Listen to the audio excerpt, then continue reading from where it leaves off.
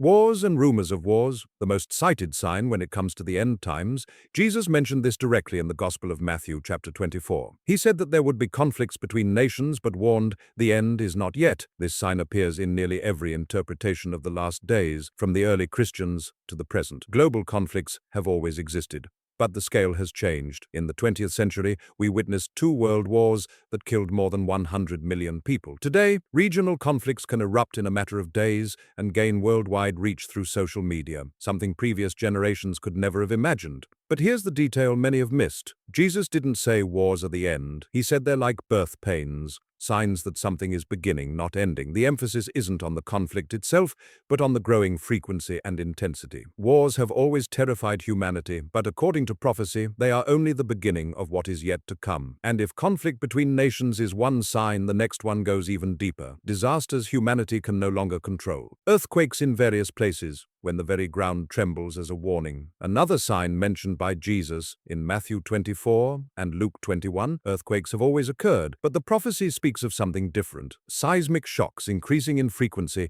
and spreading across the globe, not just concentrated in known fault zones. Geological data shows that earthquakes above magnitude 6.0 have increased in recent decades. The 2010 Haiti earthquake killed more than 200,000 people.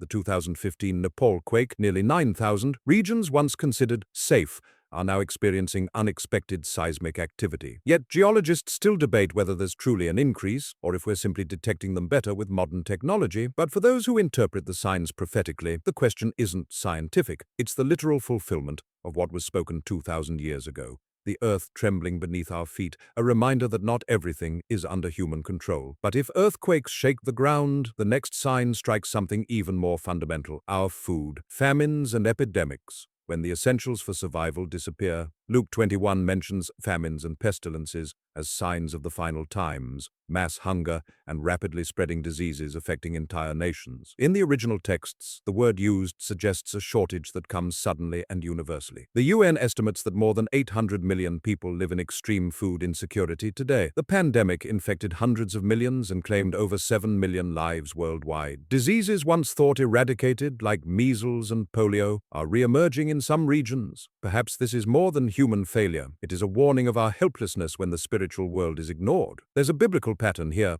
Famine and disease often appear together in Scripture as consequences of disobedience or preludes to judgment. In Revelation, the third horseman brings famine, and the fourth brings death by pestilence. They ride together. Famine and disease, 2 of humanity's oldest fears, now on a global scale. And if physical scarcity is one sign, the next points to spiritual scarcity. Love growing cold. The love of many will grow cold when compassion becomes a rarity. Matthew 24:12 says, "Because lawlessness will increase, the love of many will grow cold." It doesn't refer to romantic love, but to agape, selfless love, genuine compassion, care for one another. The prophecy indicates that in the last days, this kind of love would become increasingly rare. We live in the age of digital connection, yet studies show rising loneliness, depression, and social isolation. Divorce rates have soared, domestic violence has increased. In many large cities, people walk past the homeless without even looking. Indifference has become normal, but the text draws a direct link. Love grows cold because iniquity increases. It's not an isolated change, it's a chain reaction. The more evil is normalized, the harder it becomes to truly care. Cold hearts in a connected world, perhaps the saddest sign of all. And if hearts grow cold on the inside, something else shifts on the outside. Morality itself begins to collapse. As in the days of Noah, when everything was permitted and no one believed in judgment. Jesus made this direct comparison in Matthew 24:37-39. He said that the last days would be like the days of Noah, people eating, drinking, marrying, living life as usual, until the flood came and swept them all away. Genesis 6 describes that time as one of great wickedness and violence. The point isn't that people were doing wrong things in themselves, but that they were completely unaware of the coming judgment. Noah preached for 120 years while building the ark, and no one took him seriously. Life went on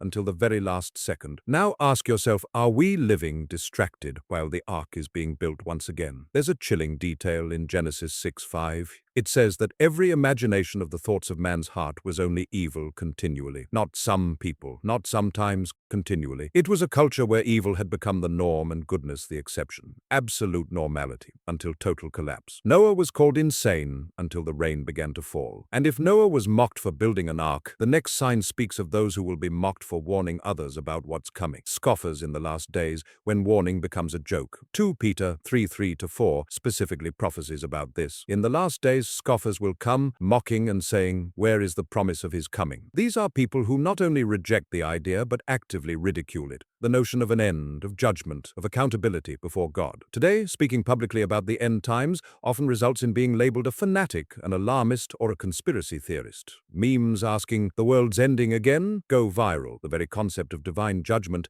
has become a punchline in much of modern culture, but Peter makes a surgical observation. The scoffers argue that since the fathers fell asleep, all things continue as they were from the beginning. In other words, they believe in perpetual stability, that because nothing has happened yet, nothing ever will. Mocking the warning has always been easier than taking it seriously. Noah would know, but while some mock, others do something far more subtle. They distort the original message. False Christs and false prophets, when imitation becomes an epidemic. Jesus warned about this repeatedly in Matthew 24. He said that many would come in his name, performing signs and wonders, able to deceive even the elect, if that were possible. They wouldn't just be obvious liars, but convincing imitations. Throughout history, hundreds have claimed to be the Messiah or prophets delivering direct messages from God. Jim Jones led 900 people to their deaths. David Koresh perished in Waco. Today, televangelists promise miracles in exchange for money. Cult leaders blend Bible verses with their own doctrines, but the warning isn't only about blatant imposters. Jesus said they would perform great signs and wonders, things that appear supernatural. The test to identify them wouldn't be the absence of power, but the absence of truth. Power without truth is the perfect disguise. Miracles don't guarantee truth. Charisma doesn't prove authority. Jesus warned, it wouldn't be obvious, and if false prophets deceive individuals, the next sign speaks of deception on a global scale. The gospel preached to all nations, the sign that must happen before the end. Matthew 24:14 is clear, and this gospel of the kingdom will be preached in all the world as a testimony to all nations, and then the end will come. It's not about some nations or most of them, it's all. This is a sign that functions like a trigger. Once fulfilled, the end can come.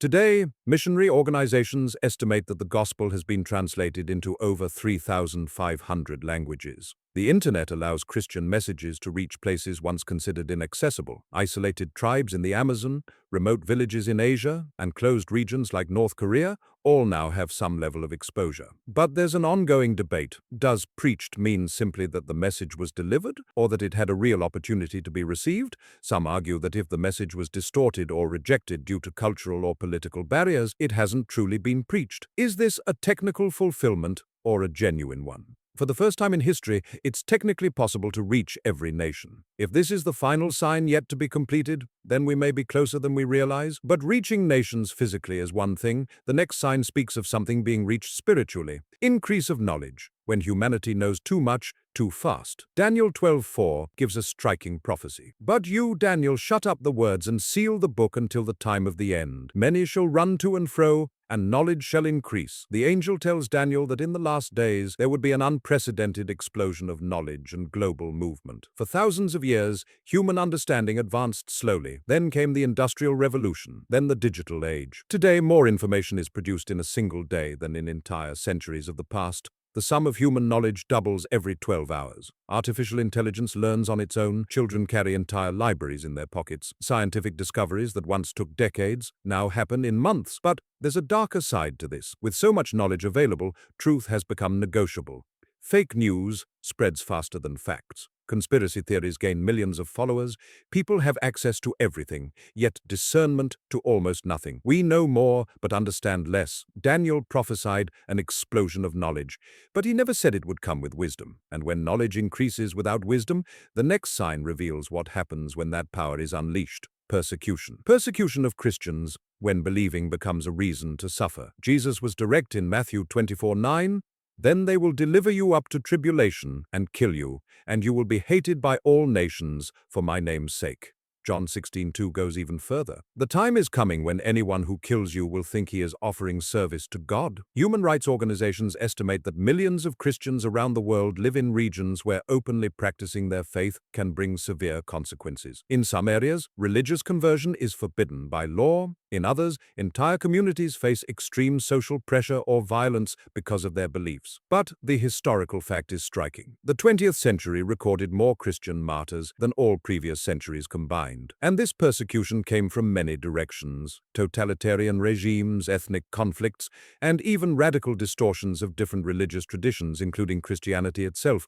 Jesus warned that following the truth would come at a cost, and in many places around the world, that cost remains painfully real. If persecution is an external sign, the next one is a sign in the sky, literally. Signs in the sun, the moon, and the stars. When the cosmos itself announces the end, Luke 21:25 describes it. There will be signs in the sun, in the moon, and in the stars, and on the earth distress of nations. Joel 2:31 had already prophesied, "The sun shall be turned to darkness, and the moon to blood, before the great and terrible day of the Lord comes."